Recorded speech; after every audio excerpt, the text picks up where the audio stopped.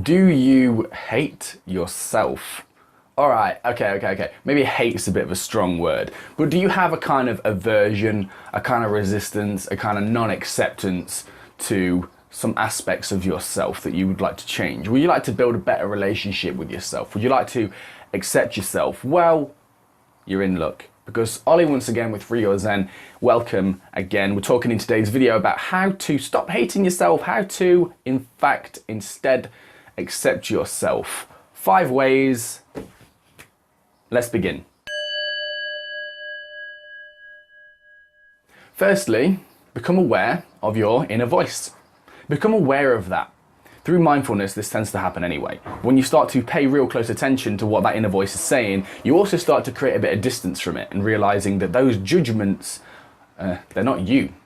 Number 2, forgive yourself.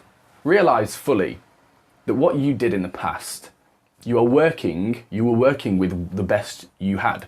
You did the best you could with your circumstances in that moment. In that moment, whatever decisions you made, whatever things you did, in that moment were the best you had to offer at that moment in time. And any other argument to the contrary is just fantasy, because it didn't really happen. What did really happen is what you decided was the best in that situation, which in hindsight, which is always more clear, may not have been the best, but as long as you learn from this and move forward and embrace the fact that everyone makes mistakes and we're all just in a process of learning, you can forgive yourself for whatever came up in the past. Number 3, take note of the company you keep. How do they treat you? Do they accept you? Or do they judge you in a very similar way to the way your inner critic, the inner voice, may judge you? It's harder, not impossible, but it's harder to accept yourself when you spend time around people who are committed to judging you, committed to egoically getting one up on you, committed to pointing out your flaws and your errors and your mistakes. So by taking note of the company that you keep and making changes where necessary, this can help you build a better relationship with yourself, accepting yourself fully and highlighting your strengths, not just your weaknesses. A healthy balance is important. What we got next? Number 4, this is super important. This really helped me and continues to help me during times throughout my life when there are elements of myself that I can't accept in that moment. Number 4, write a compassionate letter to yourself, as it in the third person. So imagine that who you are, your name, is a good friend actually, and who you are is, writing the letter is, not important. But you're writing a letter to yourself as if you were a good friend. Consider everything. Consider all the things that this person, you, don't like about yourself, etc., and write them. Write to a good friend as if, write to yourself as if you would a good friend. And then what you find is you'll unlock different parts of yourself that can be more compassionate and more kinder to yourself in doing so, more compassionate, more accepting of yourself. So writing a letter to yourself as if you were in the third person is super powerful, super transformative, I'd say. And lastly, number 5, embrace your imperfections. Embrace the fact that as humans, we're just consistently making mistakes, fumbling about a universe, a reality that we just don't know enough about.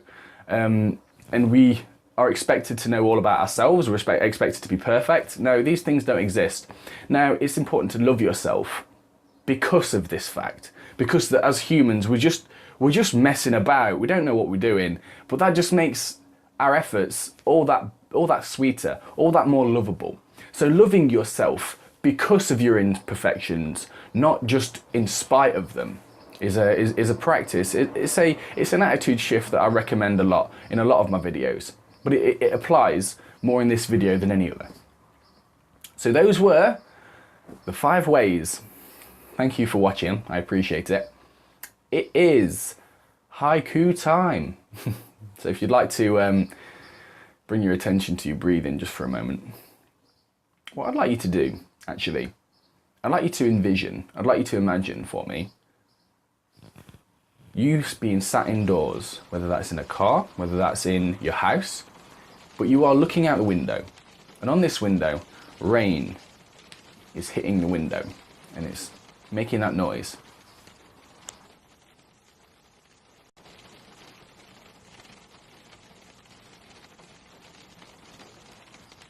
Rain on the window.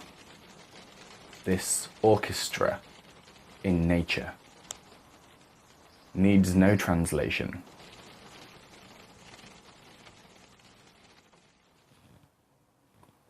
Thank you very much for watching, guys. If you like that video, click the thumbs up button. If you want to subscribe for future updates, that'd be great. Check out my Facebook and my Instagram. I love you as I love myself. Take care.